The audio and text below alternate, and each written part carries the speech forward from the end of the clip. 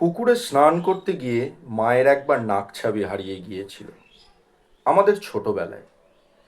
তিন ভাই মিলে সেই ঘোলা জল ঘেঁটে নাকছাবি খুঁজে পেয়েছিলাম। মা সেদিন আমাদের মাংস রুটি খাইয়েছিল। পরে সেই নাকছাবির খবর আমরা কেউ রাখিনি। 20 বছর পরও জানি না কোথায় আছে।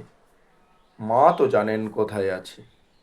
মাঝে মাঝে খুব ইচ্ছে করে মায়ের হাতের মাংস রুটি খেতে। আজ যদি সেই নাকছাবি খুঁজে পেতাম, মা নিশ্চয়ই খাওয়াতেন। যেখান থেকে কেউ কোনো দিন ফিরে আসে না, আমাদের মা ফিরে আসতেন, এসে খাওয়াতেন। পরে জেনেছিলাম মা সেই নাকছাবি বন্ধক রেখে আমাদের খাইয়েছিলেন, কিন্তু বলে যাননি কার কাছে বন্ধক রেখেছিলেন। পৃথিবীতে এত সোনার গয়না, অথচ মায়ের নাকছাবি খুঁজে পাওয়া যায় না।